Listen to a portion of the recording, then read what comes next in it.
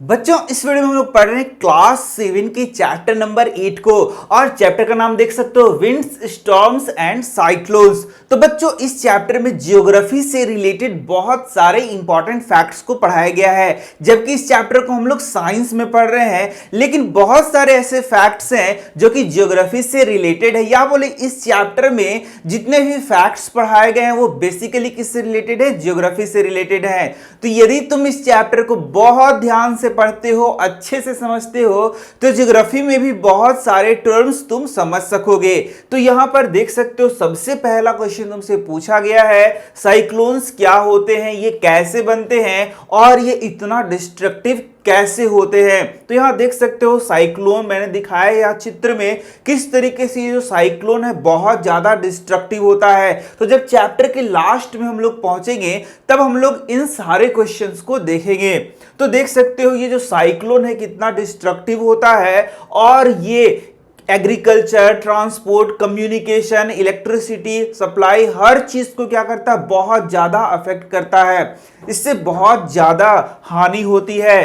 तो चलो हम लोग यहां पर इसको तो पढ़ेंगे लास्ट में, लेकिन हम लोग शुरुआत करते हैं विंड से। तो बच्चों चैप्टर के शुरुआत में ही एक क्वेश्चन तुमसे पूछा गया है, और क्वेश्चन बोलता है व्हाट इज विंड, विंड क्या है।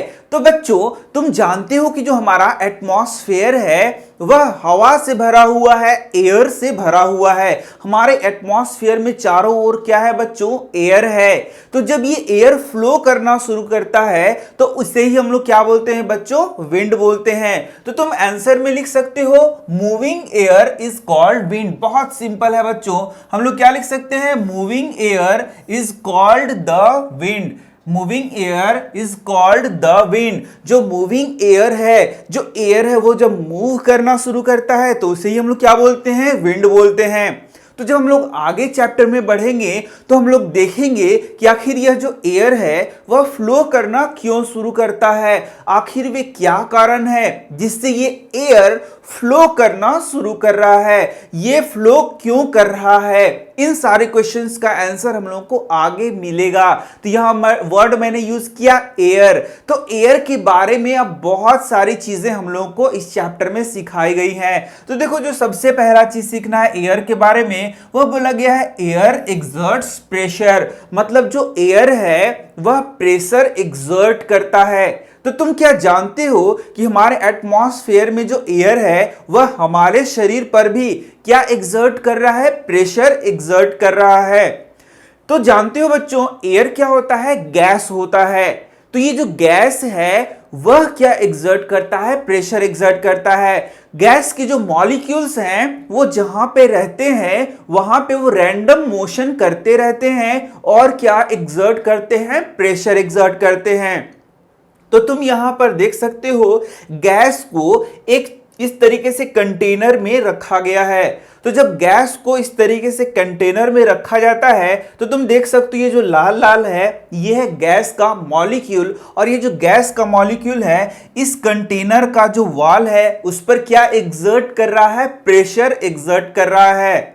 तो एयर भी क्या है, गैस है, इसलिए एयर भी क्या एक्सर्ट करता है, प्रेशर एक्सर्ट करता है, यानी कि वह भी दाब लगाता है। चलो इसको एक एक्सपेरिमेंट से यहां मैं दिखा रहा हूं। तो मान लो कि यहां पर कोई एक व्यक्ति है जो कि अपने मुंह से बलून को फुला रहा है। तो जब वो बलून को फुला रहा है तो बलून में वो क्या डाल रहा है, वह हवा को डाल रहा है, यानी कि एयर को इसमें डाल रहा है। अब देखोगे कि जब ये बलून को और हवा डालेगा तो ये फूलता चला जाएगा। इस तरीके से ये जो बलून है वह काफी बड़ा हो जाएगा। इसका मतलब क्या है कि बलून के अंदर क्या भरा है बच्चों, एयर भरा हुआ है। और ये जो एयर है इस बलून के वाल पर क्या एक्सर्ट कर रहा है, प्रेशर एक्सर्ट कर रहा है। यदि और हवा भरा जाए, यदि और एयर भरा जाए तो ये प्रेशर काफी ज्यादा हो जाएगा बच्चों। ये प्रेशर क्या हो जाएगा, ज्यादा हो जाएगा, जिसके कारण ये जो बलून है वो क्या हो जाता है, फट जाता है। इससे क्या प्रूफ होता है, इससे प्रूफ होता है कि जो एयर है वह क्या एक्सर्ट कर रहा है, प्रेशर एक्सर्ट कर रहा है। कोई दिक्कत नहीं ना, तो चलो आगे देखते हैं। तो यहां पर आगे हम लोग समझेंगे कि कैसे एयर जो है वह प्रेशर एक्सर्ट कर रहा है। तो यहां तुम देखो, यहां पर सिंपल सा एक केन लिया गया है और केन में आधा पानी को भर दिया गया है। यह एक एक्सपेरिमेंट है। केन में क्या भर दिया गया है बच्चों? पानी को भर दिया गया है। अब क्या करते हैं कि यहां पर हम लोग इसको गर्म करते हैं। इस पानी को क्या करते हैं बच्चों? गर्म करते हैं। तो जब इस पानी को हम लोग गर्म करेंगे तो यहां पर ये क्या बनेगा? वाष्प बनेगा, स्टीम बनेगा इस तरीके से, और यानी कि ये गैस में परिवर्तित होगा। जो पानी है बच्चों, वाटर है, वह लिक्विड फॉर्म में है, लेकिन जैसे ही इसको हीट करेंगे यह गैसियस फॉर्म में चेंज होगा। देखो ये किस फॉर्म में चेंज हो रहा है? गैसियस फॉर्म में यहां चेंज हो रहा है। इतना तुमने समझ लिया। अब ध्यान से देखो, तो जैसे ही पानी गैसियस फॉर्म में चेंज हो रहा है, यह क्या कर रहा है? वाल पर एक क्या एग्जर्ट कर रहा है बताओ? प्रेशर एग्जर्ट कर रहा है। ये वाल पर क्या एग्जर्ट कर रहा है बच्चों? प्रेशर को एग्जर्ट कर रहा है इस तरीके से। किसके वाल पर प्रेशर एग्जर्ट कर रहा है? ये जो केन है उसकी वाल पर प्रेशर एग्जर्ट कर रहा है, ये प्रेशर लगा रहा है। ठीक इसी समय एटमॉस्फेयर में जो एयर है वह भी प्रेशर लगा रहा है बच्चों। देखो ध्यान से, एटमॉस्फेयर भी क्या लगा रहा है? इस पर प्रेशर लगा रहा है। एटमॉस्फेयर में जो एयर है वह इसको अंदर की ओर दबा रहा है, और जो अंदर जो स्टीम बना है वह इसको बाहर की ओर प्रेशर लगा रहा है। तो बाहर से भी प्रेशर लग रहा है, अंदर से भी प्रेशर लग रहा है, लेकिन यहां पर केन जो है जैसा है वैसा ही है। क्यों? क्योंकि यहां पर दोनों तरफ का प्रेशर लगभग समान हो रहा है। कोई टेंशन नहीं ना। तो अब देखो क्या हुआ। अब इस पे हम लोग पानी डाल देते हैं बच्चों, ठंडा पानी डाल देते हैं। इस पे क्या डाल देंगे? ठंडा पानी डाल देंगे। ये पूरा सिस्टम हटा देंगे और इस पे ठंडा पानी डालेंगे। तो बच्चों जैसे ही इस पे ठंडा पानी डालोगे तो क्या होगा? यहां पर ये जो दिख रहा है गैस दिख रहा है, ये वापस से कंडेंस होगा। गैस वापस से कंडेंस होगा और लिक्विड बन जाएगा। इसके अंदर क्या बन जाएगा? लिक्विड। गैस जो है वह क्या बन जाएगा? लिक्विड हो जाएगा। तो बच्चों अंदर में गैस था वो लिक्विड बन गया। इसका मतलब अंदर प्रेशर क्या हो गया? कम हो गया। मैं हिंदी में लिख दे रहा हूं, अंदर प्रेशर क्या हो गया? कम हो गया। जो गैस प्रेशर लगा रहा था ना वो कम हो गया। जो गैस प्रेशर लगा रहा था वो कम हो गया, यानी कि अंदर प्रेशर क्या हो गया? कम हो गया। और बाहर में प्रेशर क्या हो गया? प्रेशर क्या हो गया बच्चों? ये ज्यादा हो गया। ये क्या हो गया? ज्यादा हो गया। तो बाहर में प्रेशर ज्यादा हो गया, अंदर में प्रेशर बहुत कम हो गया। तो देखो इसका हाल क्या हो गया? ये अंदर की ओर क्या हो गया? पिचक गया। ये देख सकते हो, ये अंदर की ओर क्या हो गया? पिचक जा रहा है। तो इसमें यदि क्वेश्चन तुमको आएगा, क्वेश्चन इस तरीके से आएगा, why a tin can with hot water when cooled. एक टीन है जिसमें गर्म पानी भरा हुआ है, जब उसको ठंडा किया जाता है with fresh water distort its shape. इसका शेप क्या होता है? डिस्टॉर्ट हो जाता है, ये पिचक जाता है। ऐसा क्यों होता है? तो तुमको बस थोड़ा सा बात ध्यान देना है कि अंदर का प्रेशर कम हो जाता है और बाहर का प्रेशर ज्यादा हो जाता है, जिससे ये क्या हो जाता है? डिस्टॉर्ट हो जाता है, मतलब ये पिचक जाता है। इतना बात याद रखोगे ना? बहुत सिंपल सा है, लेकिन इसको सजाकर हम लोग बहुत अच्छे तरीके से लिख सकते हैं। तो शुरू से हम लोग ऐसे लिखेंगे, as fresh water is poured over the hot can. जैसे ही फ्रेश वाटर, ठंडा वाटर हम लोग डालेंगे केन के ऊपर, क्या होगा? देखो, steam in the can condenses. क्या होता है? कंडेंस होता है, कंडेंस होता है। और क्या होगा? कन्वर्ट्स, कंडेंस होता है and converts into the water. और किस चीज में परिवर्तित हो जाता है? वाटर में परिवर्तित हो जाता है। तो जो गैस प्रेशर लगा रहा था वो तो अब प्रेशर नहीं लगाएगा। प्रेशर नहीं लगाएगा तो इसका मतलब क्या है? अंदर क्या हो गया? प्रेशर कम हो गया। This results in reducing the amount of air that is present in water. The pressure of air outside the can becomes more than the pressure of the air inside the can. तो देखोगे जो बाहर का pressure है, बाहर का pressure बढ़ जाएगा, अंदर का प्रेशर कम हो जाएगा। तो अंदर का प्रेशर जैसे ही कम होगा, यही लाइन तुम्हें याद रखना है, तो वो जो केन है वो क्या हो जाएगा, डिस्टॉर्ट हो जाएगा। तो इतना आसान था बच्चों। अब हम लोग को देखना है कि फ्लो ऑफ एयर। तो जो फ्लो ऑफ एयर, मैंने बोला कि एयर फ्लो करता है तो उसे ही हम लोग विंड बोलते हैं। तो इसका क्या, कहां कहां हम लोग यूज करते हैं फ्लो ऑफ एयर का, या किस तरीके से ये हमें प्रभावित करता है। तो देखो, मान लो सामने से हवा चल रहा है और मैं इधर से साइकिलिंग करते हुए जा रहा हूं, तो क्या मैं आसानी से साइकिल चला सकता हूं? नहीं, यहां पर हम लोग इसका अनुभव कर सकते हैं। फिर इस तरीके से देख सकते हो, एक काइट को जब हम लोग उड़ाते हैं तो वहां पर यदि विंड फ्लो कर रहा है तो हम आसानी से काइट को उड़ा सकते हैं। फिर तुम देख सकते हो एक बोट को, यदि बोट को सेलिंग किया जा रहा है, मतलब यहां देख सकते हो इस तरीके से हवा के द्वारा ये क्या हो रहा है, आगे की ओर बढ़ रहा है। फिर तुम देख सकते हो यदि हम लोग प्रेशर का बात करें, जैसे कि मैंने क्या बताया, एयर एक्सर्ट्स प्रेशर, तो यहां पर देख सकते हो यदि बाइसाइकिल का ट्यूब है तो उसमें जब हम लोग एयर को भरते हैं तो वो क्या करेगा, उसको क्या करेगा, उस बाइसाइकिल का ट्यूब में प्रेशर लगाएगा और फिर उससे आसानी से हम लोग क्या कर सकते हैं, बाइसाइकिल को चला सकते हैं। अब यहां तुमको देखना है, high speed winds are accompanied by reduced air pressure. तो ये बच्चों एकदम याद कर लेना है, क्योंकि यदि ये तुमने याद कर लिया ना तो तुम्हें बहुत सारे क्वेश्चंस का आंसर मिल सकता है। तो देख सकते हो क्या बात बोल रहा है, हाई स्पीड विंड्स, यानी कि जोर से हवा बह रहा है या तुम जोर से फूंक मार रहे हो तो जो विंड का स्पीड है वो क्या हो जाएगा, बढ़ जाएगा। विंड का स्पीड बढ़ जाएगा तो वहां पर उस स्थान पर प्रेशर क्या हो जाएगा, घट जाएगा। एक्कम्पनीड बाय रिड्यूस्ड एयर प्रेशर, ये बात एकदम याद कर लो। तो क्या याद करना है बच्चों, किसी जगह पर यदि ज्यादा विंड तेजी से बह रहा, वहां एयर बहुत ज्यादा तेजी से बह रहा है, तो उस स्थान पर प्रेशर क्या हो जाएगा, कम हो जाएगा, यानी कि वहां पर लो प्रेशर बनेगा। High wind low pressure, high wind low pressure, pressure वहां बहुत कम बनेगा और उससे बहुत सारे इफेक्ट हम लोग को देखने को मिल सकते हैं। यदि तेजी से यदि हवा चले तो वहां पर प्रेशर लो बनेगा और इसके बहुत सारे इफेक्ट तुम देख सकते हो। तो यहां पर हम लोग देख सकते हैं पहला अपना उदाहरण। देखो यहां पर एक पेपर है, इस तरीके से पेपर है जो नीचे है और मुंह ऐसा किया हुआ है।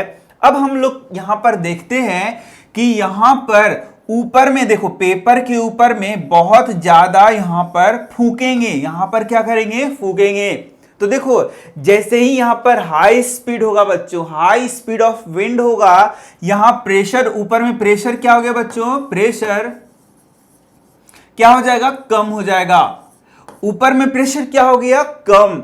तो नीचे में प्रेशर तो ज्यादा हो जाएगा ना, नीचे में तो प्रेशर जितना है, एक तरफ प्रेशर कम हुआ और एक तरफ प्रेशर जो है उतना ही है, तो ये तो ज्यादा कहा जाएगा ना।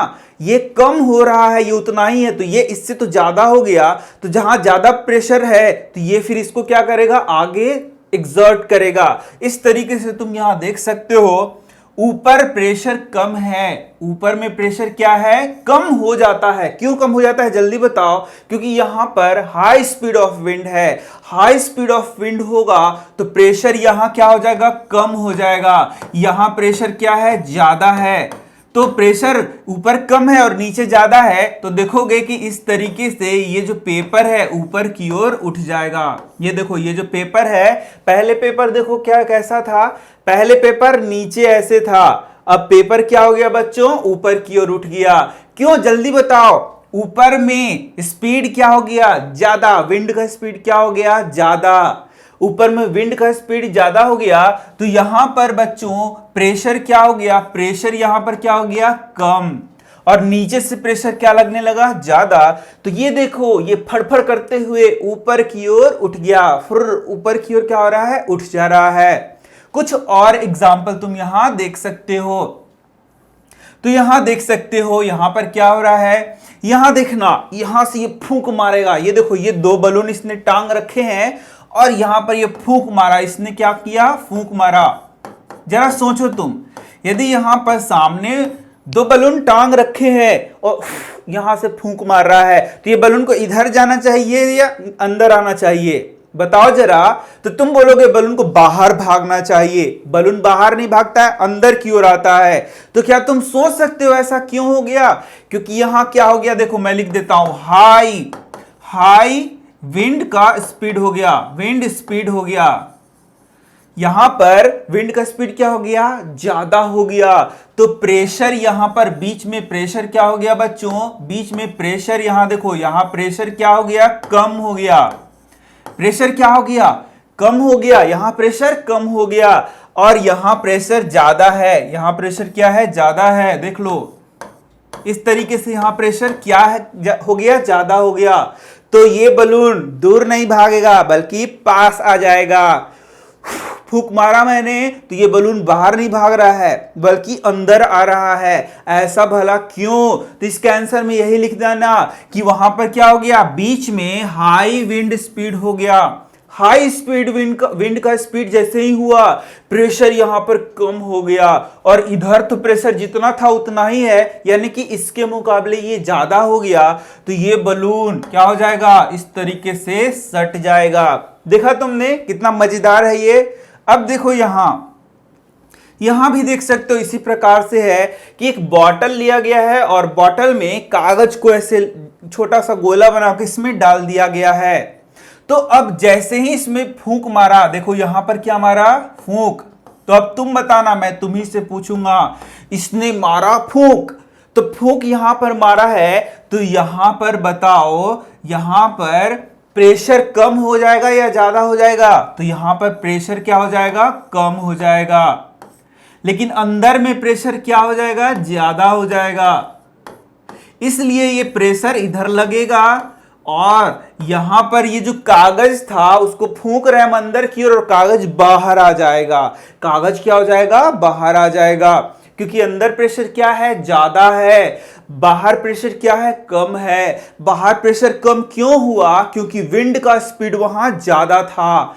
तो विंड का स्पीड ज्यादा हो जाएगा तो प्रेशर कम हो जाएगा। चलो और अच्छा उदाहरण बताता हूं मैं। यहां देख सकते हो और अच्छा उदाहरण बताया गया है। यहां देखना, जैसे कि मान लो कि यहां पर इस तरीके से ये छप्पड़ है, ये घर का छप्पड़ है इस तरीके से।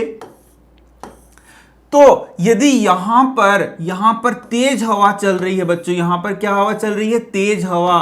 तो यहां पर यदि तेज हवा चल रहा है तो यहां प्रेशर क्या हो जाएगा, कम हो जाएगा। तो ऊपर प्रेशर तो जैसे ही कम बना, नीचे से तो नॉर्मल है, तो यहां प्रेशर क्या हो गया, ज्यादा।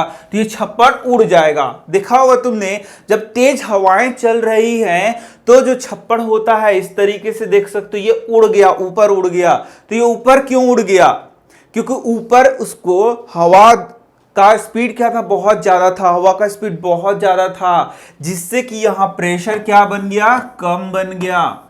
ठीक है, और नीचे से प्रेशर लगा, क्योंकि नीचे तो उतना हवा तेज नहीं था, तो वो उड़ गया, छप्पर क्या हो गया, उड़ गया। इस तरीके से इन क्वेश्चंस का आंसर तुम आसानी से दे सकते हो। तो देखा कितना मजा आया इन सारी चीजों को पढ़ के। आगे देख सकते हो फ्लो ऑफ एयर, आखिर जो हवा है वह कैसे बहता है, कैसे फ्लो होता है। तो यही तो हम लोगों को सीखना है। तो तुम देख रहे हो कितना मजा आ रहा है। यहाँ पर साइंस में हम लोग ज्योग्राफी को पढ़ रहे हैं। चलो हम लोग देखते हैं कि आखिर ये जो एयर है वह फ्लो कैसे हो रहा है। जैसे यहाँ भी इस रूम में एयर है, तो यहाँ पर तो कोई ये फ्लो नहीं हो रहा है, जैसा है वैसा ही है। लेकिन कभी कभी तुमने देखा है कि एयर बहुत तेजी से फ्लो करना शुरू हो जाता है और कभी कभी यह भयानक रूप ले लेता है, साइक्लोन का रूप ले लेता है, वह भी हम लोग यहाँ पर पढ़ेंगे। तो यहां देख सकते हो, air moves from the region where the air pressure is high to the region where the pressure is low. ये बात याद कर लो। तो एयर का जो प्रेशर है, एयर का प्रेशर, मान लो यहां एयर का प्रेशर ज्यादा है, यहां एयर का प्रेशर क्या है बच्चों, ज्यादा है, और यहां एयर का प्रेशर क्या है, कम है। तो एयर ज्यादा प्रेशर से कम प्रेशर की ओर क्या होगा, फ्लो होगा। बस सिंपल सा ये बात सीख लो। तो एयर का मूवमेंट कहां से कहां होगा, ज्यादा प्रेशर से कम प्रेशर की ओर होगा। तो अब तुमको समझना है कि ज्यादा प्रेशर वाला रीजन बनना चाहिए, कम प्रेशर वाला रीजन बनना चाहिए, तभी तो फिर एयर का फ्लो होगा। ये पहला चीज तुमने सीख लिया। दूसरा, the greater the difference in pressure the faster is the air will move. तो एयर फास्ट मूव करेगा यदि प्रेशर का डिफरेंस ज्यादा होगा। यहां बहुत ज्यादा प्रेशर है, यहां बहुत कम प्रेशर है, तो यहां से एयर बहुत तेजी से इधर बहना शुरू कर देगा। जबकि देखो यहां पर इतना प्रेशर है और यहां इनके बीच में बहुत कम डिफरेंस है, तो एयर उतना तेजी से यहां फ्लो नहीं करेगा। तो देखा तुमने कितना आसान था इसे याद करना। तो अब हम लोगों को देखना है कि आखिर ये प्रेशर यहां बहुत ज्यादा हो गया, यहां प्रेशर बहुत कम हो गया, ये कैसे हो गया। आखिर प्रेशर का जो दो रीजन बन रहा है वो कैसे बन रहा है, but how the pressure differences created in nature. एक जगह ज्यादा प्रेशर बन रहा है, एक जगह कम प्रेशर बन रहा है, तो नेचर में ये आखिर कैसे हो रहा है, इसे को हम लोग को देखना है। Is the difference in temperature involve. तो क्या इसमें कुछ टेम्परेचर का भी रोल है, क्या टेम्परेचर के कारण कहीं बहुत ज्यादा प्रेशर बन जा रहा है, कहीं बहुत कम प्रेशर बन जा रहा है, ऐसा कुछ है क्या। चलो हम लोग देखते हैं। तो यहां पर अब टेम्परेचर के बारे में हम लोगों को समझना है। टेम्परेचर यानी कि हम लोग जब हीट कर रहे हैं तो किसी चीज को हीट करते हैं तो उसका टेम्परेचर क्या होता है, ज्यादा होता है, और किसी चीज को हम लोग ठंडा करते हैं तो उसका टेम्परेचर क्या होते जाएगा, कम होते जाएगा। तो हम लोग देखते हैं यहाँ एयर के बारे में कि जब इसको हम लोग हीट करेंगे, एयर को क्या करेंगे, हीट करेंगे, उसमें गर्मी देंगे, तो क्या वह जो है प्रेशर उसका बढ़ेगा या फिर घटेगा। तो यहां देख सकते हो, it is important to remember that on heating the air expands and occupies more space। तो बच्चों इस बात को अब याद कर लो। मैंने तुम्हें बताया है एयर क्या है, गैस है। तो गैस को बच्चों जब हम लोग हीट करते हैं तो इसके मॉलिक्यूल्स भागना शुरू करते हैं और उसमें क्या होता है, वह ज्यादा स्पेस लेना शुरू करता है और फैलता है। तो देख सकते हो यहां पर यदि हम लोग गैस मॉलिक्यूल को देखो, इस तरीके से ये मॉलिक्यूल है, जब इनको हीट हम लोग करना शुरू करेंगे तो ये गैस मॉलिक्यूल भागना शुरू कर देंगे और ज्यादा स्पेस को घेरेंगे। इस बात को याद रखो। जैसे कि पहले इतना स्पेस में ये थे, अब इनके बीच का देखो गैप क्या होते जा रहा है, बढ़ते जा रहा है, यानी कि इसको ज्यादा स्पेस का जरूरी पड़ रहा है। तो जब गैस को हम लोग हीट करेंगे तो वो फैलता है, एक्सपैंड करता है। ये बात याद रखना बहुत अच्छे से, फिर से सुनो।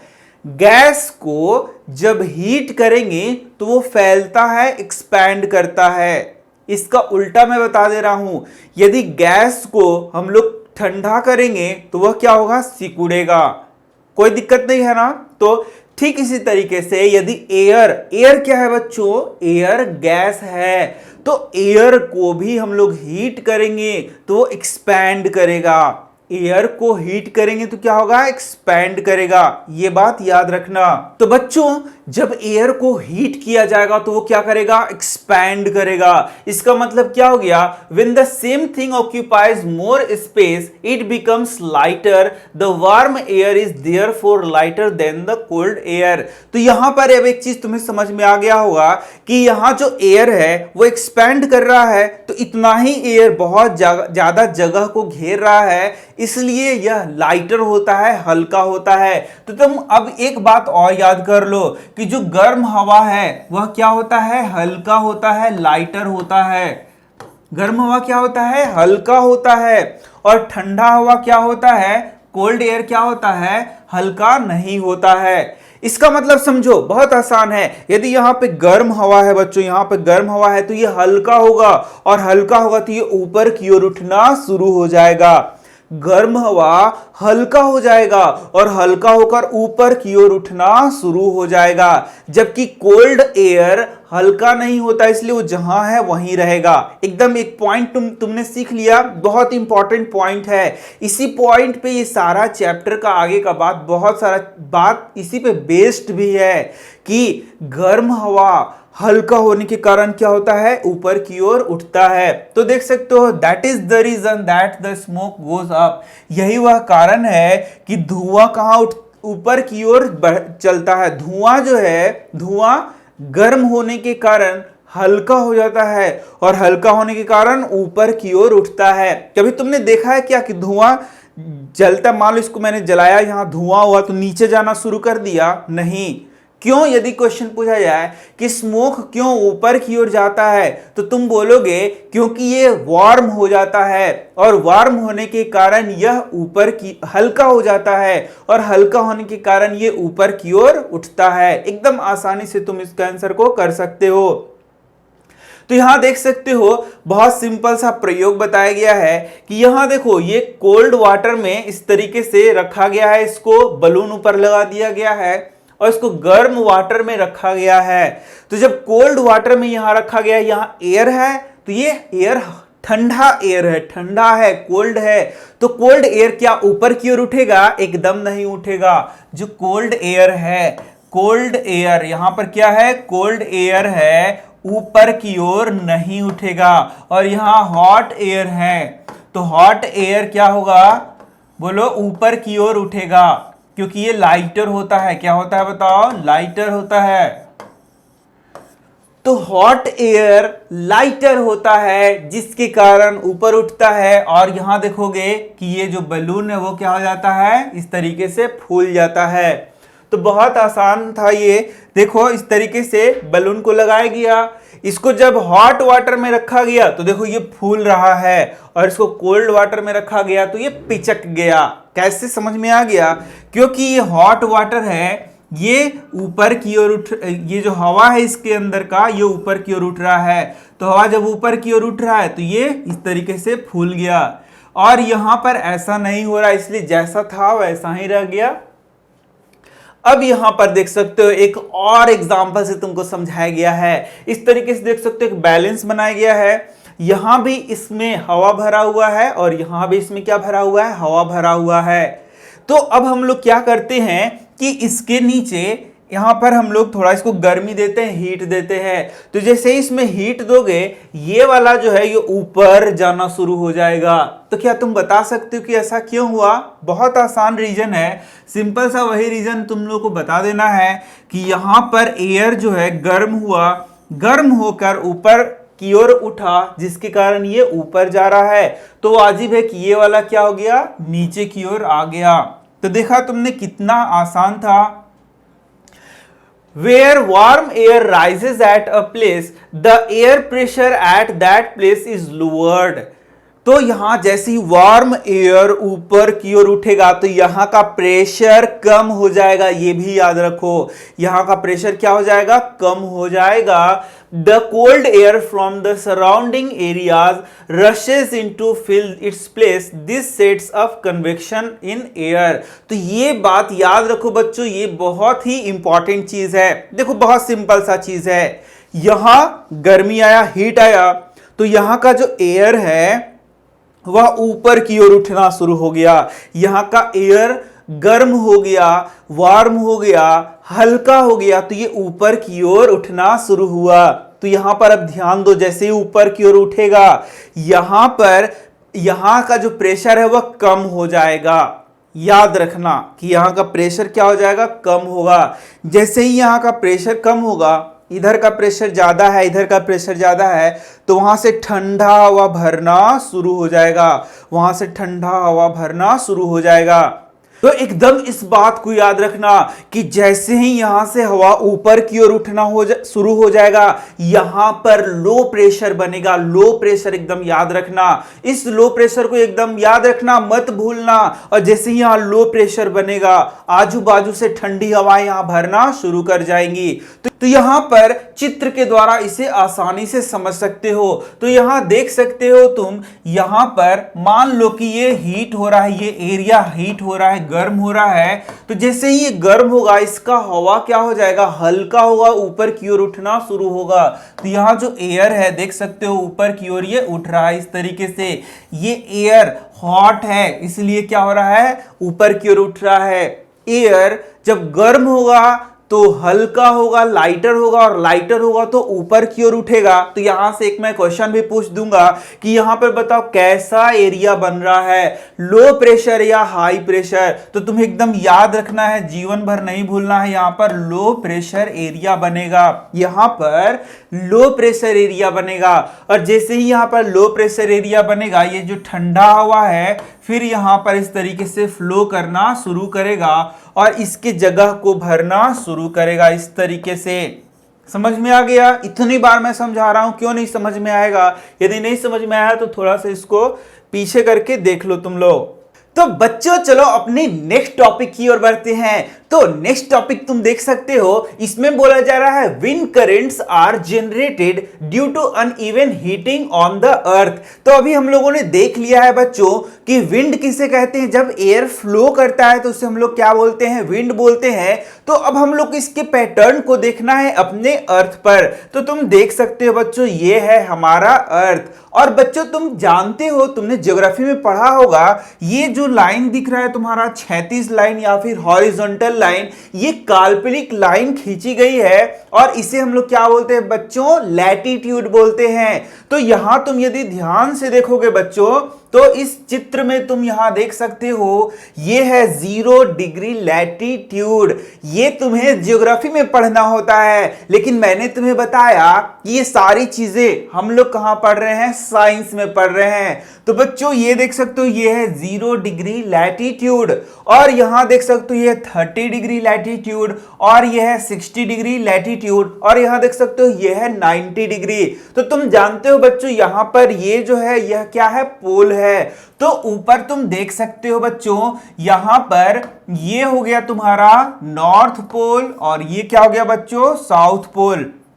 ठीक है, जब भी तुम कोई मैप देखते हो तो उसके ऊपर क्या होता है बच्चों, नॉर्थ होता है। तो मैंने यहां पर क्या लिख दिया, नॉर्थ। इस तरीके से मैंने यहां नॉर्थ लिख दिया। ये देखो, ये क्या हो गया, नॉर्थ। ऊपर में क्या हो गया बच्चों, नॉर्थ। नीचे में क्या हो गया, साउथ।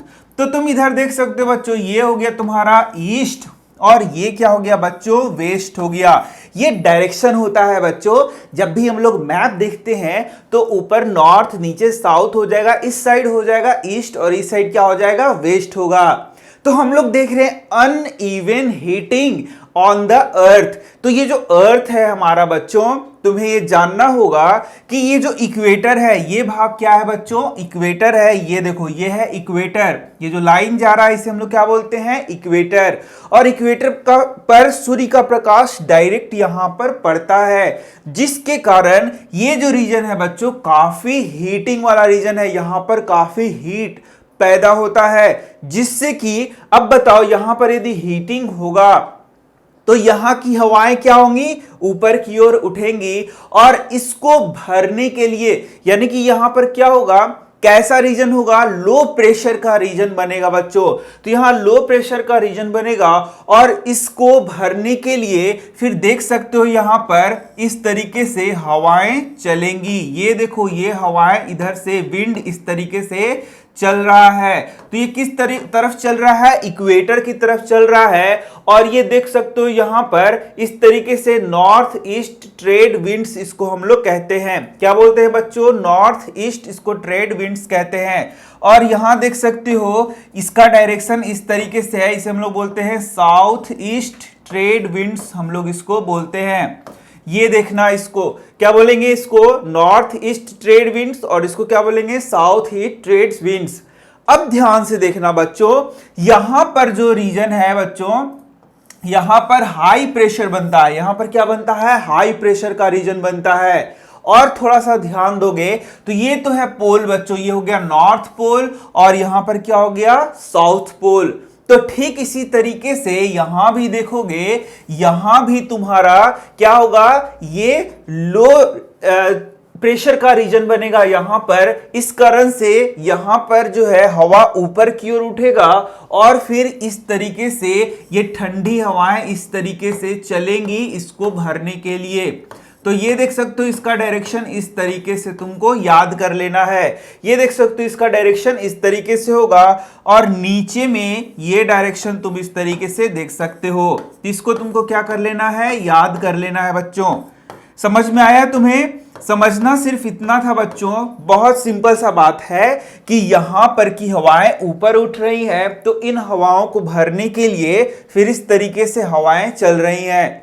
तो यहां पर तुम्हारे दिमाग में एक क्वेश्चन आ रहा होगा कि ये हवाएं सीधे सीधा ऐसे क्यों नहीं आ रही हैं, इस तरीके से हवा को आना चाहिए था, लेकिन हवा का डायरेक्शन हम लोगों ने ऐसा दिखाया है, इस तरीके से दिखाया है हवा का डायरेक्शन, ये भला क्यों हो रहा है?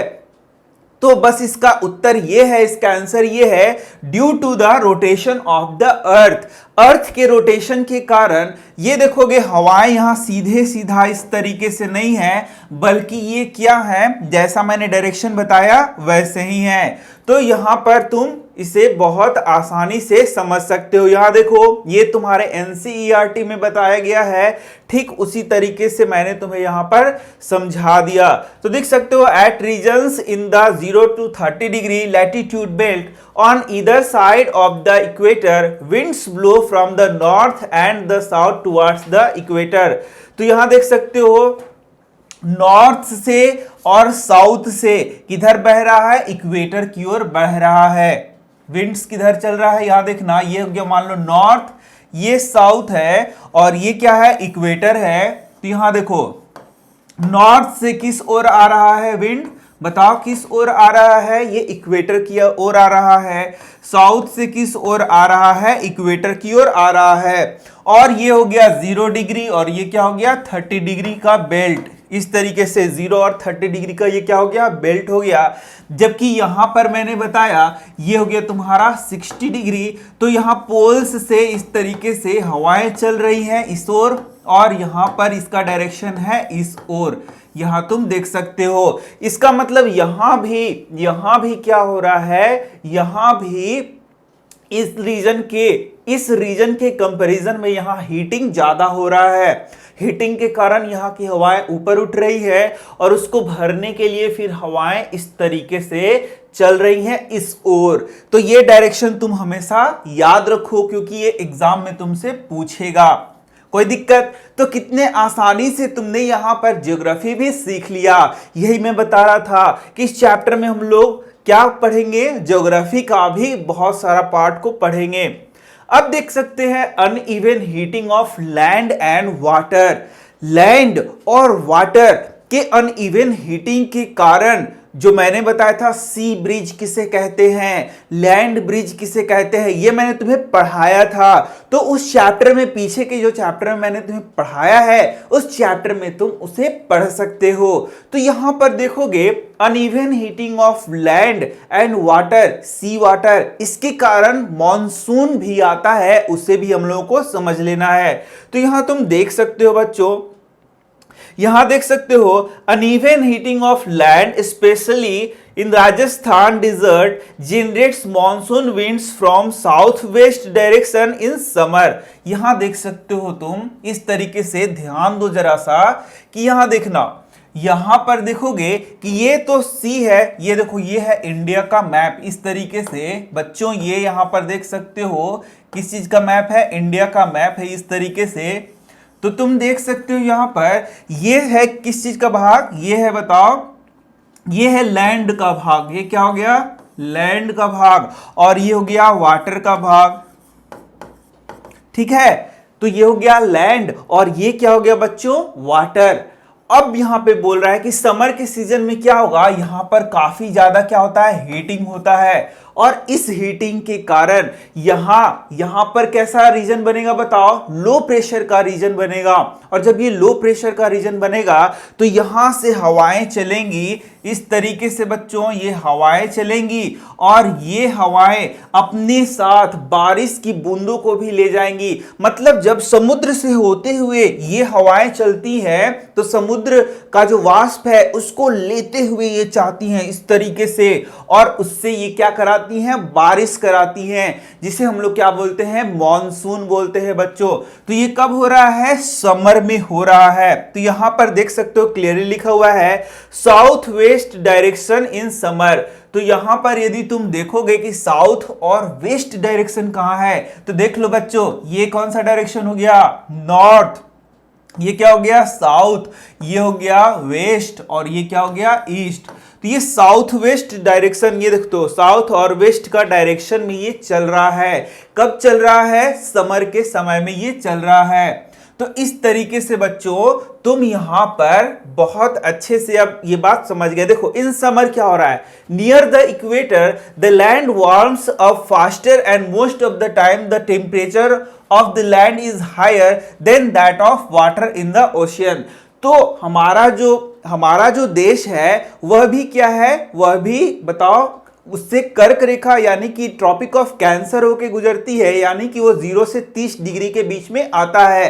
तो बोल रहा है कि समर में क्या होगा, जो लैंड होगा काफी हीट होगा। लैंड क्या हो गया, हीट होगा। किसके कंपैरिजन में, वाटर के कंपैरिजन में। यानी कि ये जो लैंड है वो हीट होगा किसके कंपैरिजन में, वाटर के कंपैरिजन में। तो यहां अनइवन हीटिंग हो गया तो उसके कारण हवाएं फिर चलेंगी लो प्रेशर की ओर, और हवाएं अपने साथ क्या लाएंगी, बारिश लाएंगी बच्चों। तो the air over the land gets heated and rises. Land पर जो एयर है वह ऊपर उठा तो वहां कैसा प्रेशर बना, लो प्रेशर बना। उसको भरने के लिए हवाएं आ रही हैं, ठीक है, और हवाएं अपने साथ बारिश की बूंदें ला रही हैं और फिर बारिश हो रहा है। This causes the winds to flow from the ocean towards the land. यानी कि जो हवा है वह ओशन से किधर बह रहा है बताओ, लैंड की ओर बह रहा है। अब तो तुम्हें सारी बातें समझ में आ रही होंगी, कितना आसानी से मैंने बताया। यहां पर एयर गर्मी के कारण गर्म हो रहा है, लैंड पर ऊपर उठ रहा है, इसको भरने के लिए हवाएं जा रही हैं। बहुत अच्छे समझ में आ रहा होगा तुम लोग को। The monsoon winds carry water and it rains. और यही मॉनसून विंड क्या करता है, बारिश कराता है। इस तरीके से ये तुम्हें मैंने समझा दिया। अब यदि आओगे विंटर सीजन में तो direction of the wind flows gets reversed, it flows from the land to the ocean. यदि हम लोग समर का जो हम लोगों ने बात किया, अब हम लोग को विंटर का बात करना है। तो विंटर में ये जो पोजीशन है वो रिवर्स हो जाता है, और देखोगे यहां पर जो एयर का फ्लो है वो लैंड से ओशन की ओर हो जाता है। ये देखो लैंड से किस ओर हो जा रहा है, ओशन की ओर हो रहा है। ये जो दिख रहा है तुम्हें, ये जो पैटर्न है वो क्या हो गया, चेंज हो गया। तो ये सारा चीज बच्चों क्लास 9th के ज्योग्राफी में भी पढ़ना है। तो तुमने यदि अभी 7th में पढ़ लिया तो बताओ कितना अच्छा अचीवमेंट है तुम्हारा, तुम कितना अच्छे से इसको फिर वहां पर समझ सकोगे। तो यहां देख सकते हो uneven heating of land and water in winter. Winter में भी अनइवन हीटिंग हुआ। Generate winds from north with colder land, this colder winds carry little water. और इससे भी क्या होता है, बारिश होता है। कब होता है बच्चों, ठंडे के दिनों में, यानी कि विंटर के सीजन में भी कुछ बारिश इसके द्वारा होता है इन विंड्स के कारण। कोई दिक्कत, नो प्रॉब्लम। बहुत अच्छे से मैंने तुम्हें समझा दिया है। यदि तुम्हें अभी भी नहीं समझ में आया है तो तुम इसको रिवाइज कर सकते हो, इस वीडियो को थोड़ा सा फिर से देखो तो तुम्हें सारा चीज समझ में आएगा। अब हम लोग को देखना है thunder storms and cyclones, VVI। अब हम लोग को थंडर स्टॉर्म्स देखना है कि थंडर स्टॉर्म्स कैसे आते हैं और साथ ही साइक्लोन्स देखना है। तो साइक्लोन्स हम लोग बाद में पढ़ेंगे, पहले थंडर स्टॉर्म को पढ़ेंगे। बहुत बहुत बहुत आसान है, थोड़ा सा दिमाग लगाओगे तो तुरंत समझ में आ जाएगा। तो यहां पर मैं पढ़ा दे रहा हूं तुम्हें। Thunder storm develop in hot humid tropical areas like India very frequently. तो यहां पर एक लाइन जो तुमको याद कर लेना है, प्योरली ज्योग्राफी से रिलेटेड है कि जो थंडर स्टॉर्म है वो बेसिकली कहां देखा जाता है। तो जो hot and humid climatic reason है, जैसे कि हमारा इंडिया हो गया, इक्वेटर के अगल बगल का जो रीजन है इसी तरीके का रीजन है, वहां पर थंडर स्टॉर्म गड़गड़ गड़गड़ गड़गड़ देखा जा सकता है। तो ये थंडर स्टॉर्म कैसे क्रिएट होता है वही हम लोगों को तो समझना है। तो यहां देख सकते हो, यही थंडर स्टॉर्म को यहां दिखाया, ये देखो यही है तुम्हारा थंडर स्टॉर्म। लाइटनिंग हो रहा है, आवाज हो रहा है। तो ये कैसे होता है, बहुत बहुत बहुत आसान है बच्चों, बस इसको थोड़ा सा समझ लो, बहुत आसानी से तुम इसको फिर एग्जाम में लिख सकते हो। यहां देखना इसके कैसे डेवलप होता है वह मैं पढ़ा रहा हूं, देखो बहुत आसान है।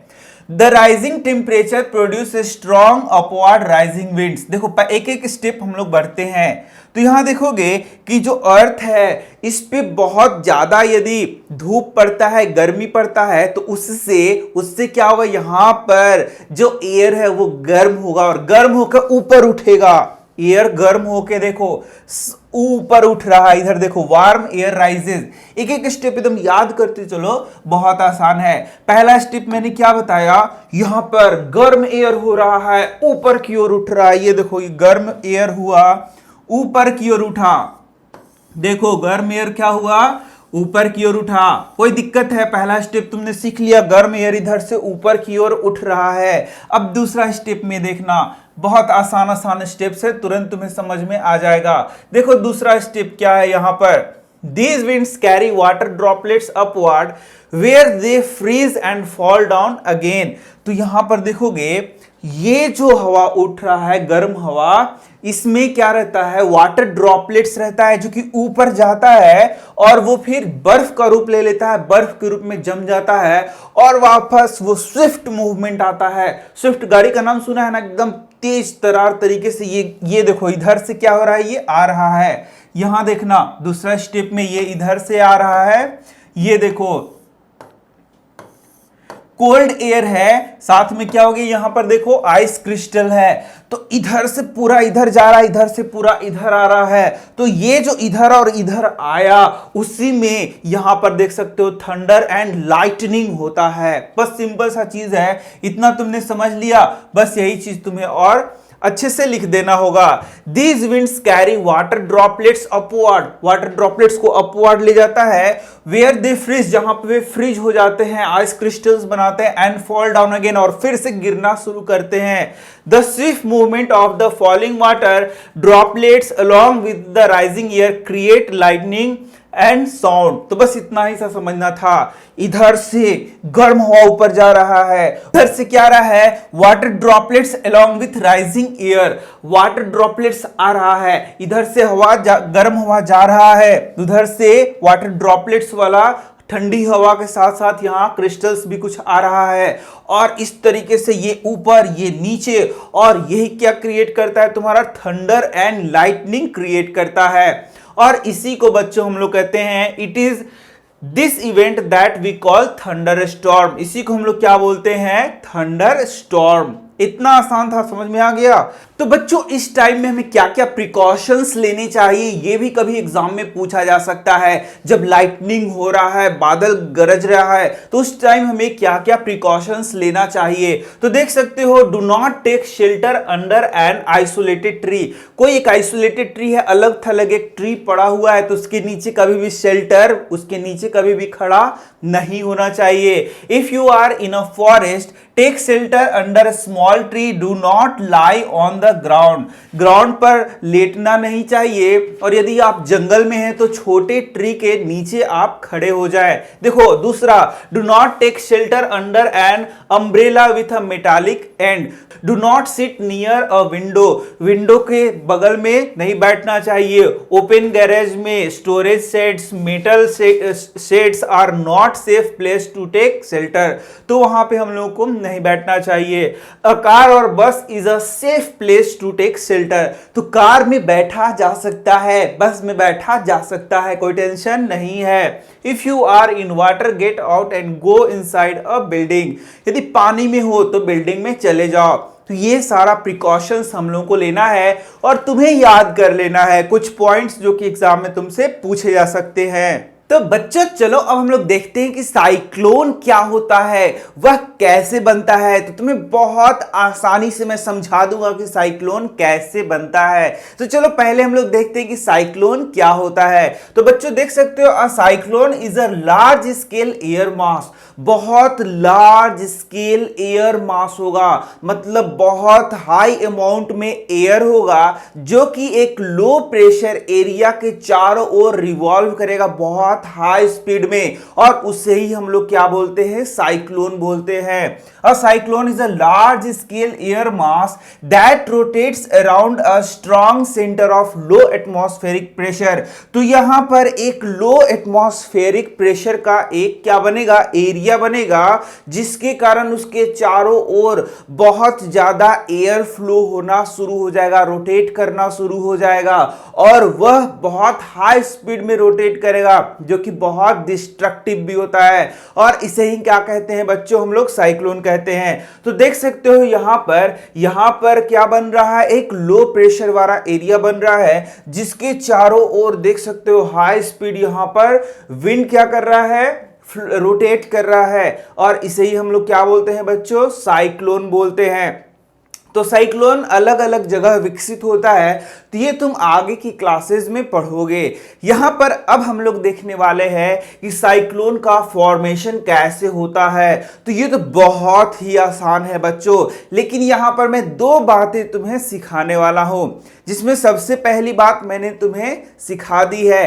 पहली बात क्या है बच्चों, पहली बात यह है कि यदि विंड जो है हाई स्पीड में चलेगा, विंड यदि हाई स्पीड में चलेगा तो वहां पर लो प्रेशर एरिया बनेगा। ये मैंने तुम्हें बताया है, यदि यहां से विंड चलेगा तो जहां से चलेगा वहां पर लो प्रेशर एरिया को क्रिएट करेगा, इस बात को याद रखना। और दूसरा देखो, दूसरा क्या है, दूसरा बात तुम्हें यह याद रखना है बच्चों, बहुत आसान सा बात है। यहां देखो कि जब लिक्विड में हीट दिया जाएगा, लिक्विड में क्या दिया जाएगा बच्चों, हीट दिया जाएगा, ठीक है। लिक्विड में जब हीट हम लोग दे रहे हैं, बाहर से इसको क्या कर रहे हैं, हीट कर रहे हैं बच्चों, ध्यान से देखना, बाहर से क्या कर रहे हैं, हीट कर रहे हैं, तो यह किस में बदल जाएगा, गैस में बदल जाएगा, बहुत ध्यान से। तो इस लिक्विड ने हीट को एब्जॉर्व किया, इस लिक्विड ने यानी कि वाटर ने लिक्विड को एब्जॉर्व किया, तो क्या बन जाएगा, गैस बन जाएगा। लेकिन इसका उल्टा देखना, इसका उल्टा देखना, यदि इस गैस से हीट को निकाल दिया जाए, बस यहीं पर थोड़ा सा तुम्हें समझना है, इस गैस से जब हीट को निकाल दिया जाए, यदि हीट बाहर निकल रहा है, हीट क्या निकल रहा है, बाहर की ओर निकल रहा है, देखो यहां हीट बाहर की ओर निकल रहा है, तो ये जो गैस है बच्चों, ये जो गैस है वह किस में बदल जाएगा, लिक्विड में बदल जाएगा। किस में बदलेगा, लिक्विड में। तो बच्चों तुम जानते हो जो बादल होता है वह क्या होता है बच्चों, जो बादल होता है वह जो वेपर होता है, वाटर वेपर होता है, वही जब बहुत ज्यादा आ जाता है एक साथ तो वही क्या बनता है, बादल बनता है। तो मान लो कि ये बादल है बच्चों, यहां पर देख सकते हो कि जो वाटर वेपर है, वाटर वेपर बहुत सारे यहां पर है, तो ये बादल का फॉर्म है। तो अब ध्यान से समझना तुम, यदि ये वाटर वेपर कंडेंस होगा, वाटर वेपर कंडेंस होगा, तो ये वर्षा की बूंदों को बनाएगा इस तरीके से, ध्यान से सीखो।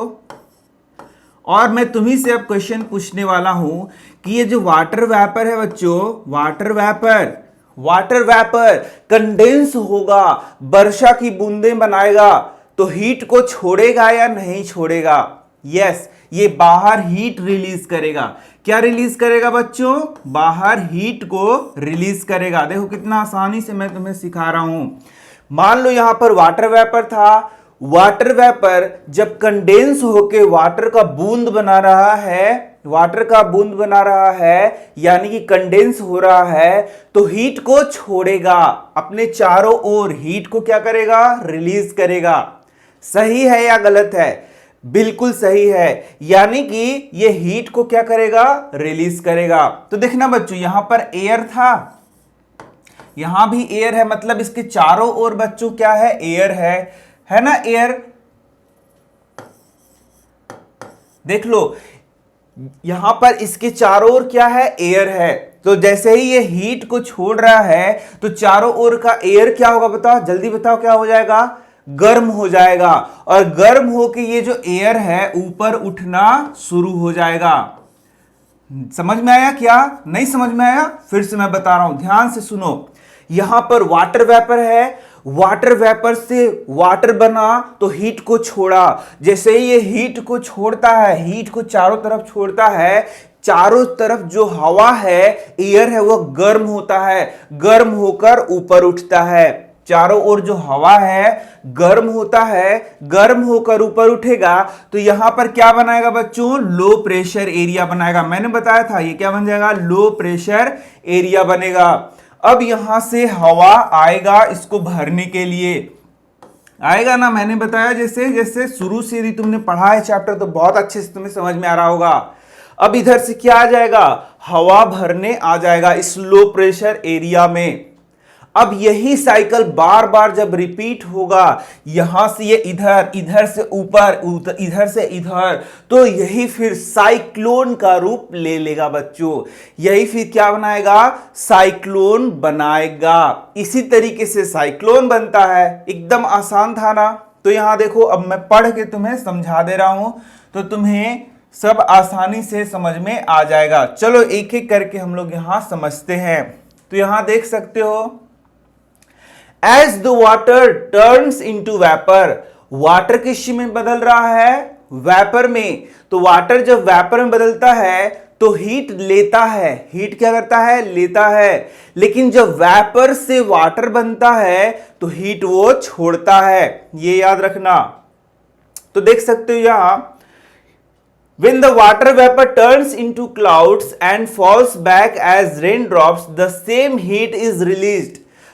जो बादल है वह क्या है बच्चों? वह स्टीम यानी कि भाप का जत्था है। और जैसे ही वो रेन ड्रॉप्स में चेंज होगा तो हीट क्या करेगा? अपने चारों ओर रिलीज करेगा। जैसे ही हीट चारों ओर रिलीज करेगा, चारों ओर का हवा क्या हो जाएगा? गर्म होगा। गर्म होकर हवा क्या होगा? ऊपर उठेगा। हवा ऊपर उठेगा तो यहां लो प्रेशर बनाएगा, और लो प्रेशर बनाएगा तो बाहर से हवा इधर आएगा, और यही साइकिल बार बार चलते जाएगा।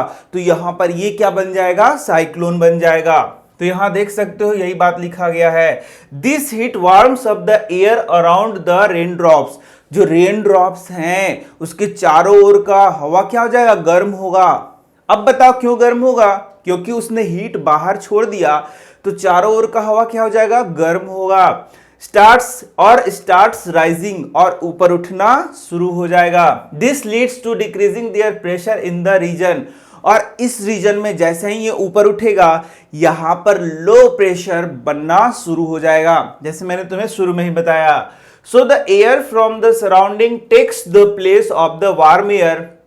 तो चारों ओर से हवा जो है इस स्थान को भरना शुरू करेगा, और ये फिर साइकिल रोटेट होगा, बार बार होगा, तो यही फिर एक स्टॉर्म का रूप ले लेगा, जिसे हम लोग क्या बोलेंगे? साइक्लोन बोलेंगे। So the air from the surrounding takes the place of the warm air. This cycle continues until the rain falls. और ये बार बार जब साइकिल चलेगा तो very low pressure region is created. बहुत बड़ा लो प्रेशर का एरिया क्रिएट होगा and strong winds start revolving in that low pressure region. This is the condition of a cyclone. और फिर साइक्लोन का फॉर्मेशन होगा। समझ में आ गया पूरा? कितना आसान था। तो देखो यहाँ पर साइक्लोन के बारे में बताया गया है। तो साइक्लोन के बारे में कुछ और पॉइंट्स बताए गए हैं, देख सकते हो। The centre of a cyclone is काम एरिया। तो जो सेंटर होता है इसे ही हम लोग क्या बोलते हैं? आई बोलते हैं। और एक शांत एरिया होता है, या जो सेंटर है जिसे हम लोग क्या बोल रहे हैं? आई बोल रहे हैं, वह कैसा एरिया है? शांत एरिया है। और जो कि यहां बताया गया जिसे हम लोग क्या बोलते हैं? आई बोलते हैं। तो आई पूछा जाएगा तुम्हें बच्चों का भी कि आई क्या होता है, तो तुम इसका आंसर इस तरीके से दे सकते हो। अब यहां देख सकते हो, a large cyclone is a violently rotating mass of air in the atmosphere 10 to 15 kilometre high. तो यदि ये लार्ज वायलेंट साइक्लोन होता है, वह रोटेटिंग मास ऑफ क्या होता है? एयर होता है, जो कि 10 से 15 किलोमीटर हाई हो सकता है बच्चों। 10 से 15 किलोमीटर हाई हो सकता है। The diameter of the I varies from 10 to 30 kilometre. तो देख सकते हो ये जो आई का डायमीटर है ये 10 किलोमीटर से 30 किलोमीटर तक का हो सकता है। तो सोच लो कितना ये विशाल होगा। There is a cloud region of about 150 kilometre in size. In this region there are high speed winds. देख सकते हो स्पीड का कितना है? स्पीड विंड का 150 से 250 किलोमीटर पर आवर का हो सकता है। And thick clouds with heavy rain away from this region the wind speed gradually decreases. The formation of cyclone is a very complex process. तो ये एक बहुत ही कॉम्प्लेक्स प्रोसेस होता है साइक्लोन के बनने का।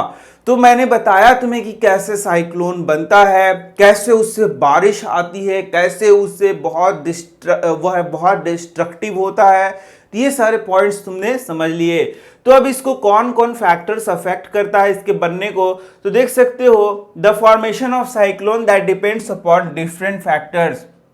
The temperature of the place, जहां पे ये बन रहा है, ये लैंड में इसका फॉर्मेशन हो रहा है या फिर इसका सी में फॉर्मेशन हो रहा है, इस तरीके से। द विंड स्पीड, हवा का स्पीड कितना है। The direction of the wind, wind का डायरेक्शन कैसा है।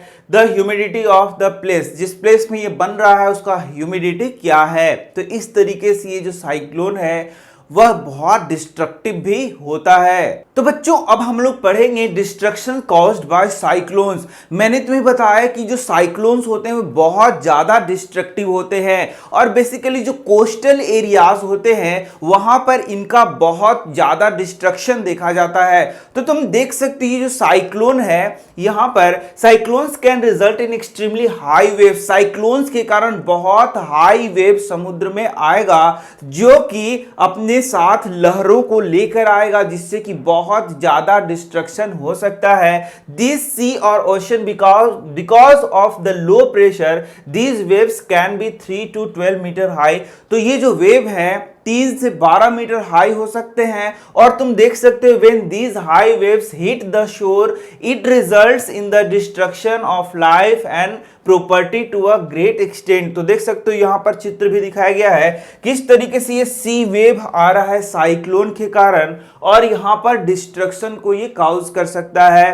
तो वहां पर द सॉइल, ये यहां पर डिस्ट्रक्शन हो गया। तो बहुत अलग अलग तरीके से ये उस एरिया को क्या कर सकता है? तबाह कर सकता है, बर्बाद कर सकता है। साथ ही साथ बहुत ज्यादा इंपैक्ट यहां पर इस एरिया पर पड़ेगा।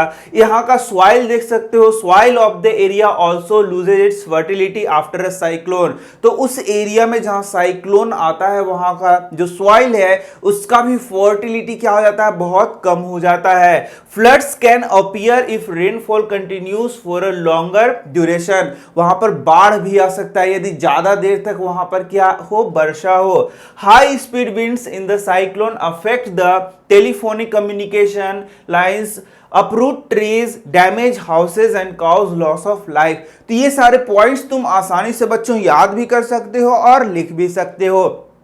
पेड़ उखड़ जाएंगे, कम्युनिकेशन सिस्टम सारा खराब हो जाएगा, वहां पर देखोगे कि जो तुम्हारा हाउस है वो डैमेज हो जाएंगे, मतलब बहुत सारा वो डिवास्टेटिंग इफेक्ट इसका होता है। तो ये सारे पॉइंट्स तुम आसानी से फिर लिख सकते हो। इसके बाद देख सकते हो कि other name of cyclone, cyclone का ही अलग अलग नाम तुम याद कर लो, क्योंकि एग्जाम में पूछा जा सकता है। जैसे कि हरिकेन हो गया, ये कहाँ हो गया, अमेरिकन कंटिनेंट में इसको हरिकेन के नाम से जानते हैं, टाइफून के नाम से जानते हैं जापान और फिलीपींस में। अब बच्चों देख सकते हो एक नया टर्म पढ़ना हुआ है टोर्नेडो। तो यहां देख सकते हो यहां पर किस तरीके से ये बादल है और ये फनल शेप बादल है, इस तरीके से इसे ही हम लोग क्या बोलते हैं बच्चों, टोर्नेडो बोलते हैं।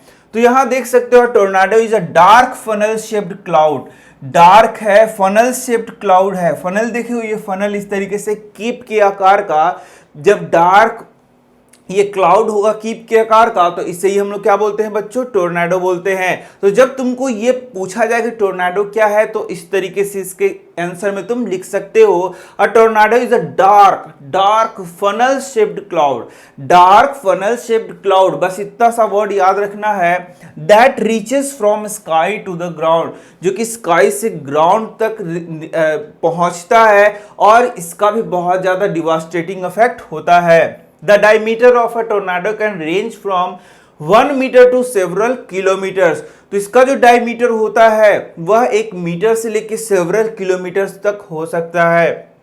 The tornadoes can be formed within cyclones as well। Cyclones में भी इसका निर्माण हो सकता है। A violent tornado can travel at speed of about 300 kilometre per hour. तो ये वायलेंट टोर्नाडो होगा, टोर्नाडो बेसिकली वायलेंट नहीं होंगे, लेकिन जब होंगे तो 300 किलोमीटर पर आवर से भी ये चल सकता है। The funnel like shape of a tornado sucks everything that comes near it at the base because of the low pressure exerted by the winds। तो यहां भी लो प्रेशर एग्जर्ट होगा विंड के द्वारा, और लो प्रेशर बनने के कारण जो भी उसके पास आएगा, जो भी चीज उसको ये क्या करेगा, अपने अंदर समाते जाएगा, वो इसको अपने अंदर लेते जाएगा। It is then throws the things upwards, hence tornado can be devastating, और बाद में उसको बाहर फेंक देता है सामान जो भी उसके अंदर आता है। अब देखना, अब कुछ पॉइंट्स जो कि हम लोग को याद कर लेना है वह यह है कि protecting yourself from a tornado. यदि टोर्नाडो आता है तो उसके पहले हम लोग कैसे उसको प्रोटेक्ट कर सकते हैं अपने आप को। To protect one self in a tornado one should take shelter in an underground room with no windows. तो एक अंडरग्राउंड रूम में हमें जाना चाहिए जिसमें विंडो नहीं हो, ये पहला चीज। दूसरा, if in room with windows one should close them and hide under a table or a workbench। तो इस तरीके से जो वर्क बेंच है उसके अंदर क्या करना चाहिए, छुप जाना चाहिए। सारे खिड़की दरवाजे क्या कर लेने चाहिए, बंद कर लेने चाहिए। वन शुड बो down on the knees protecting their neck and head using their arms. इस तरीके से वहां बैठ सकते हैं। Safety measures for cyclones. तो साइक्लोन्स के लिए अब सेफ्टी मेजर्स क्या क्या है वह हम लोग देख लेते हैं। A cyclone forecast and warning service. तो तुम जानते हो जब भी साइक्लोन आने वाला होता है तो साइक्लोन के आने के पहले ही उसका फोरकास्ट कर दिया जाता है। तो वह बहुत ही इंपॉर्टेंट होता है हमारे लिए। यदि पता है कि साइक्लोन कब आने वाला है तो हम अपने आप को क्या कर सकते हैं, प्रोटेक्ट कर सकते हैं। Rapid communication of warning to the government agency, the ports, fisherman, ships and the general public. तो यहां पर जैसे ही ये वार्निंग आता है, जैसे ही चेतावनी आता है कि ये साइक्लोन आने वाला है, तो ये कम्युनिकेट करके सारे लोगों को क्या कर दिया जाए, बता दिया जाए। इस तरीके से देख सकते हो ये एनीमोमीटर है बच्चों, इसके द्वारा हम लोग देखते हैं जो हवा का स्पीड है उसको हम लोग पता करते हैं। Construction of cyclone shelters in the cyclone prone areas and administrative arrangements for moving people fast to safer places। तो सबसे पहला क्या हो गया, सबसे पहला तो फोरकास्ट हो गया, उसके बाद कम्युनिकेट करना, लोगों को बताना, अलग अलग फिशरमैन हो गए या फिर अदर जो पीपल है उनको बताना, और साथ में साइक्लोन के समय या उसके पहले लोगों को उस स्थान से हटाकर दूसरे स्थान तक शिफ्ट करना। ये सारा इंपॉर्टेंट बात तुमको यहां लिख देनी है। Action on the part of the people. अब लोगों को क्या क्या यहां पर करना चाहिए, क्या क्या सावधानियां रखनी चाहिए, ये भी तुमको यहां पर लिखने को आ सकता है। तो यहां पर देख सकते हो, we should not ignore the warning issued by the meteorological department through TV, radios और न्यूज़पेपर। तो यदि वार्निंग आया है कि साइक्लोन आने वाला है, रेडियोस पे, टीवी पे ये चल रहा है, तो उसको सीरियसली लेना है, यानी कि उसको हम लोग को इग्नोर नहीं करना है। Make necessary arrangements to shift the essential house hold goods, domestic animals and vehicles to safer places. तो सिंपल सा बात है, यदि साइक्लोन आने वाला है या फोरकास्ट हो चुका है, तो फिर अरेंजमेंट करना कि कैसे वहां से शिफ्ट किया जाए अपने को, अपने परिवार को, जो हाउस होल्ड का कुछ सामान है या फिर बोला जाए जो डोमेस्टिक एनिमल्स है, उनको कैसे अदर जगह शिफ्ट किया जाए। Avoid driving on roads through standing water as floods may have damage the roads. तो ये भी बात ध्यान देने का है कि ready the phone numbers of all emergency services like police, fire brigade and medical centres. तो ये सारा अरेंजमेंट तुम्हें पहले से करके रखना होगा, बहुत चौकन्ने रहना होगा। तो अब एक और चौकन्ने रहने वाला बात बताया जा रहा है कि यदि आप वहां पे रह रहे हैं जहां की साइक्लोन आते रहता है, तो आपको क्या क्या शुरू से ही सावधानियां बरतनी चाहिए, क्या क्या आपको व्यवस्था करके रखनी चाहिए। जिस एरिया में आप रहते हैं वो साइक्लोन प्रोन एरिया है, तो आपको क्या क्या वहां पर व्यवस्था करके रखनी चाहिए। तो यहां पर सीधा लिखता है कि do not drink water that could be contaminated. Contaminated water से बच के रहें। साथ ही always store drinking water for emergency. Emergency के लिए ड्रिंकिंग वाटर को क्या करें, अच्छे सेफ ड्रिंकिंग वाटर को सेव करके रखें। Do not touch wet switches and foreign power lines. Foreign power lines को टच कभी भी ना करें। Do not go out just for sake of fun.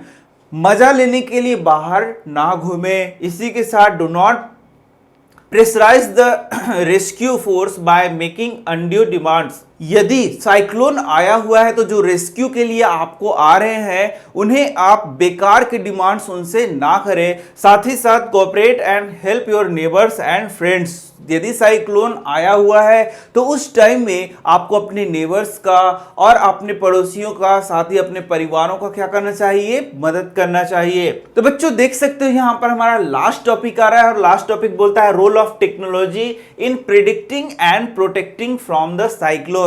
तो सबसे इंपॉर्टेंट चीज होता है प्रेडिक्ट करना। प्रेडिक्ट करना मतलब भविष्यवाणी कर देना कि साइक्लोन आने वाला है। तो साइक्लोन आने वाला है, इसकी भविष्यवाणी कैसे की जा सकती है। तो बहुत सारे टेक्नोलॉजी का आजकल डेवलपमेंट हुआ है जिससे कि गवर्नमेंट पहले ही पता कर लेता है कि साइक्लोन कब आने वाला है और फिर गवर्नमेंट उस तरीके से उस एरिया को प्रोटेक्ट करने का पूरा प्रयास करता है। तो यहां देख सकते हो The satellites and radars have made it possible to predict cyclones ahead of time. तो यहां पर यदि तुमसे पूछा जाएगा कि आखिर कैसे हम लोग प्रेडिक्ट कर पाते हैं साइक्लोन्स के बारे में, तो जो तुम्हारे बुक में लिखा गया है तुम लिख सकते हो कि हम सैटेलाइट की मदद से, रडार की मदद से इसको हम लोग क्या कर सकते हैं, प्रेडिक्ट कर सकते हैं कि साइक्लोन आने वाला है, कब आने वाला है, कितना वायलेंट होगा, ये सारा प्रेडिक्ट किया जा सकता है ahead of time so that appropriate precautions measures can be taken accordingly। तो इस तरीके से यदि पहले से पता हो कि साइक्लोन कब आने वाला है तो पहले से ही तैयारी किया जा सकता है। There are now several national and international organizations that monitor cyclone related issue। तो जो एरिया साइक्लोन जहां पर बार बार आता है वहां पर बहुत अच्छे से वॉच रखा जाता है कि आखिर कब वहां पर साइक्लोन आने वाला है। तो बहुत सारे नेशनल और इंटरनेशनल ऑर्गेनाइजेशन इसको मॉनिटर करते रहते हैं। अब देख सकते हो जनरली अ साइक्लोन वॉच और a cyclone alert is issued every 40 hours in advance if a storm is expected in an area. तो किसी एक एरिया में वह भयानक तूफान आने वाला है, स्टॉर्म आने वाला है, साइक्लोन आने वाला है, तो उस समय साइक्लोन वॉच या फिर साइक्लोन अलर्ट जारी किया जाता है, इश्यू किया जाता है एवरी 48 आवर्स में, यानी कि जब स्टॉर्म आने वाला है उसके पहले।